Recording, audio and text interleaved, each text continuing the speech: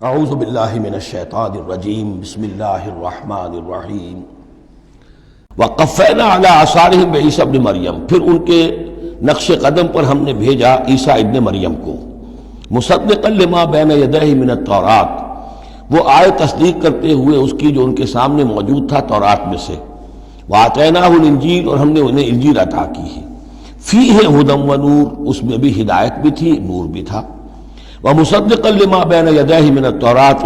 اور وہ تصدیق کر رہی تھی انجیل بھی اس کی جو تورات میں سے اس کے سامنے موجود تھا، وہدی و موعظۃ للمتقین، اور وہ ہدایت تھی، رہنمائی تھی اور موعظہ تھی، نصیحت تھی تقوی والوں کے لیے۔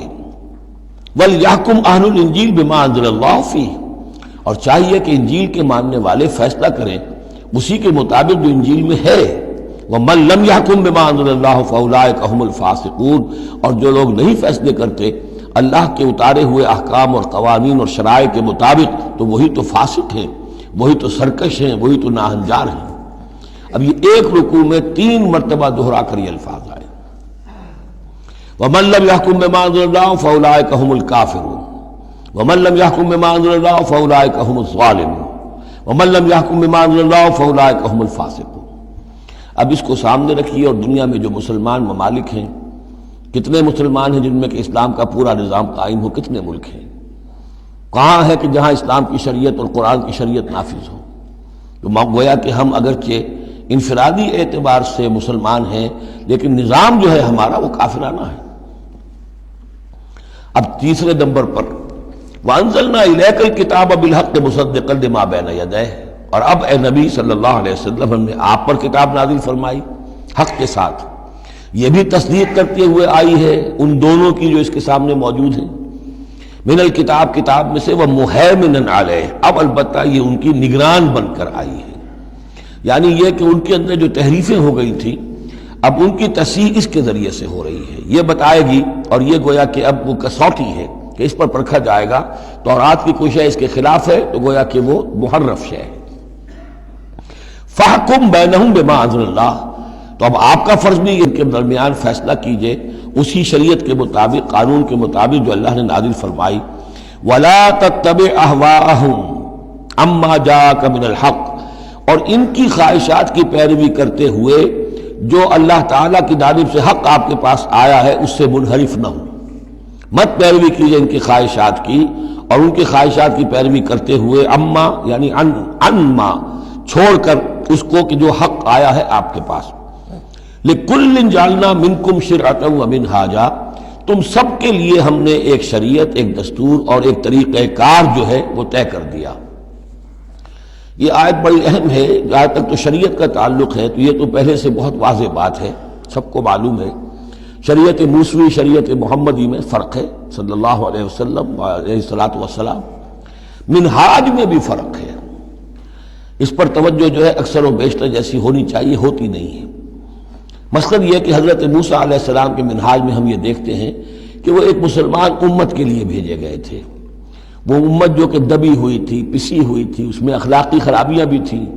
اس میں اور بھی دینی اعتبار سے ضعف بھی تھا، زوال بھی تھا، لیکن وہ آل فرعون کے ظلم و ستم کا تختہ مشق بنی ہوئی تھی۔ تو حضرت موسیٰ علیہ السلام کی بعثت میں یہ چیز بھی شامل تھی کہ ایک بگڑی ہوئی مسلمان امت کو کافروں کے تسلط سے، ان کے غلبے سے بچائے، اس کا ایک خاص طریقہ کار ہے جو اللہ تعالیٰ نے انہیں عطا فرمایا۔ حضرت عیسیٰ علیہ السلام بھی ایک مسلمان قوم کے اندر مبعوث کیے گئے، یہودیوں میں، وہ مسلمان تھے، اور ان میں یہ کہ علماء کے اندر بہت سا فطور پیدا ہو چکا تھا، بڑا فساد آ چکا تھا، اخلاقی، روحانی، ان کے معاشرے کے اندر گراوٹ تھی، دین کے صرف ظاہری احکام اور دین کے صرف قانونی اور ظاہری پہلو کے اوپر توجہ رہ گئی تھی، مقاصد دین، روح دین جو ہے وہ نگاہوں سے اوجھل ہو گئی تھی۔ تو اس اعتبار سے حضرت مسیح علیہ السلام کے لیے اللہ تعالیٰ نے ایک خاص منہاج جو ہے، خاص طریقہ کار انہیں عطا فرمایا۔ محمد الرسول اللہ صلی اللہ علیہ وسلم کو بھیجا گیا جو بالکل مشرک تھے، ان پڑھ تھے،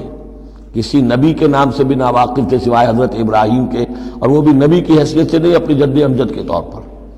کوئی شریعت نہیں، کوئی کتاب نہیں، ضلوا ضلالا بعیدا، ان میں بھیجا گیا، اور ان میں سے آپ نے اپنی دعوت اور تبلیغ کے ذریعے سے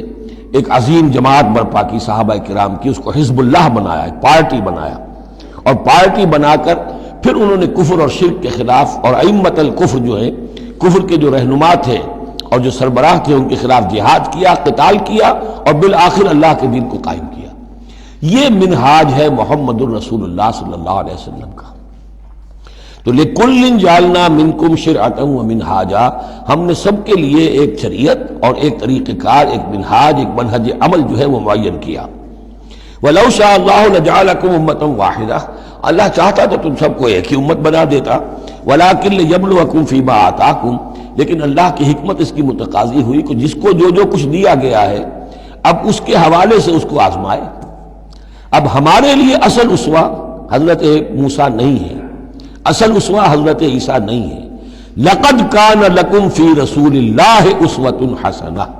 تمہارے لیے اے مسلمانوں اسوہ ہے اللہ کے رسول محمد صلی اللہ علیہ وسلم کی ذات مبارکہ میں۔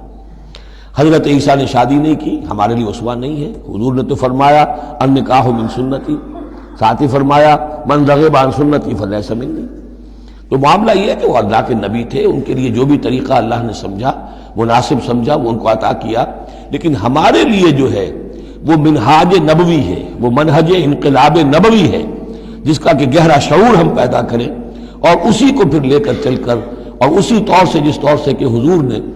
اللہ کے دین کو برپا کیا، قائم کیا، غالب کیا، پہلے نظام برپا کیا، پھر قانون نافذ کیا، تو اسی طریقے سے ہم اس کی کوشش کریں۔ فاستبقوا الخیرات، تو تم نیکیوں میں ایک دوسرے سے آگے نکلنے کی کوشش کرو۔ الی اللہ مرجعکم جمیعا،